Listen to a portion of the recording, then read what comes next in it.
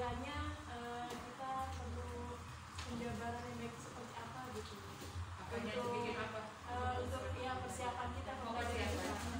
Pertama, Ibu mending belajar dulu sama yang memang ngeluarin kurikulumnya itu, kurikulum merdeka. Artinya kalau dari kecamatan ada ini latihan dari Kemendikbud ya, jangan dari yang instansi komunitas lain atau apa gitu. Kalau Bu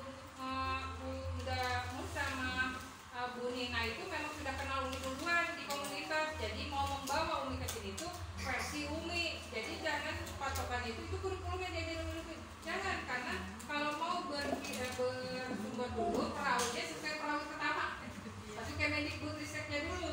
Dari sana Ibu sudah belajar, lalu baru Ibu lihat yang lain. Nah, nanti cari cara mudah menurut Ibu, karena tetap saja semuanya akan kembali ke lembaga Ibu sendiri. Kalau Ibu mau secanggih apapun kurikulum, kalau Ibu juga nggak ngerti buat apa, ya paling jatuh-jatuhnya ada yang nawarin tuh, Bu, ini ada RPP setahun, belinya 1,5 juta, tetap aja beli lagi gitu.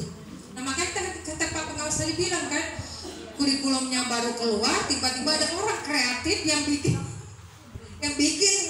gitu ya, terus mereka berhubungan dengan ekonomi kan belinya gitu ya nggak salahkan juga, padahal itu ada orang-orang memang sangat kreatif gitu ya, nggak apa-apa asal nggak melenceng. Yang ini sedih kan gini, menyebut kurikulum merdeka tapi isinya sebenarnya adalah lama gitu loh.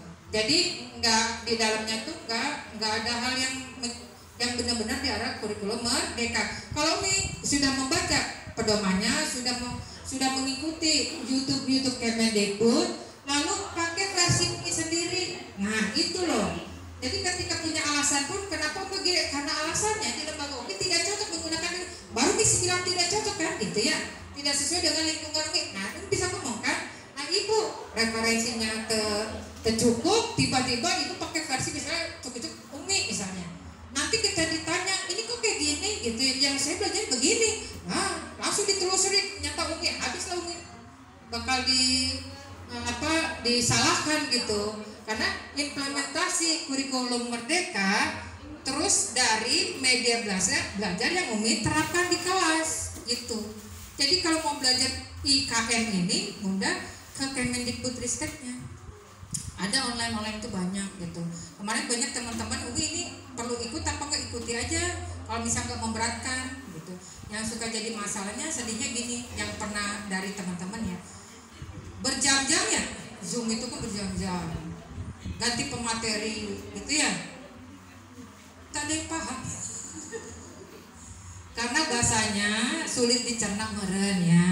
Nah model kayak guru model kayak kita ini kan langsung eksekusi aja tak gitu ya modelnya. Makanya inilah diajak sama Bu Mur sama Bu Nina itu adalah yang sifatnya eksekusi. Nah Umi pakainya versi yang tadi, sudah pakai kurikulum merdeka dengan istilah-istilah di dalamnya dan pembagiannya. Terus Umi modifikasi dengan kurikulum yang Umi punya, yang sesuai kurikulum Islami, kurikulum 13, terus yang 2009, 94, semuanya Umi pakai gitu. Tapi kalau ditambahkan dengan yang kita punya ya benar, memang boleh, nggak apa-apa.